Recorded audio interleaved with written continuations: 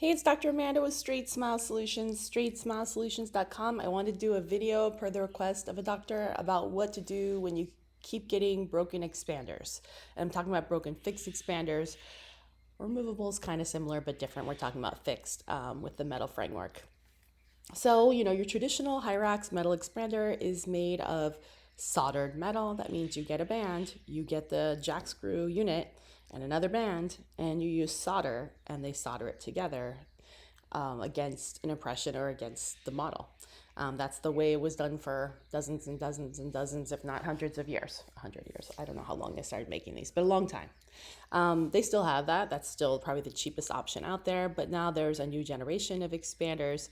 You have your 3D printed expanders, which are 3D printed direct fit from a scan without any weakened areas where the solder goes, because it's all one unit, not 3 units.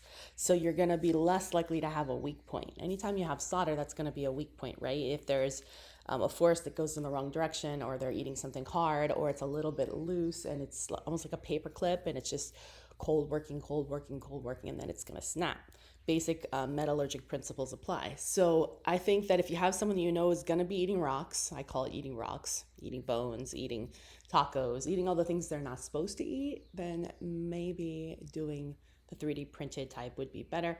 Not all labs have 3D printed. Good morning. You need to call and ask. I mean, there's certainly quite a few in the US, but they don't all have it. It tends to be the bigger ones. It is a very, very expensive piece of machinery. I would say price point on the appliance is maybe 30-40% higher. I'm just estimating based on the prices I've seen. But if you never have to deal with breakage, it's worth it, right? Also, you don't have to put in spacers for those. And I have other content on those that you can go look up.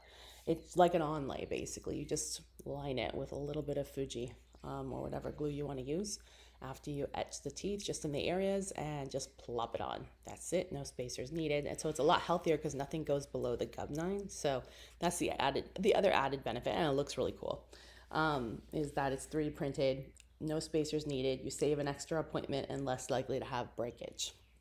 So another solution, of course, is to do the Invisalign expander. If you have a case that qualifies for that, check out our other videos. You can look up the keyword IPE, I as in ice cream, P as in pen, E as in egg. I have a lot of content on IPEs and how they work. They are definitely expensive. They are not cheap, although there's a few promo codes flying around right now. If you do it with another Invisalign case over the lower. But nice thing about the IPE is that if they stop fitting or you lose attachments, the refinements are included. They're free for so many months. If it's a really hard case and you need to go really wide, and sometimes we have to do serial or sequential expansion when we need 2 sets of expander because we were unable to get a big jack screw in initially. We had to put in a 7 instead of a 12 because it's just too vaulted. Well, now instead of having 2 lab fees, you just have 1 lab fee. So if it's a really constricted case, or if it's a patient you think is going to eat rocks, I think getting an IPE is a smart idea because you're going to only pay once no matter what. It's going to be Invisalign policy, right? Just refine, get new ones, easy breezy, right? Nothing to break. Of course, that is removable. So if it's not being worn, it's not going to work. So pick your patient wisely. That's my broken expander solutions. All right, thanks.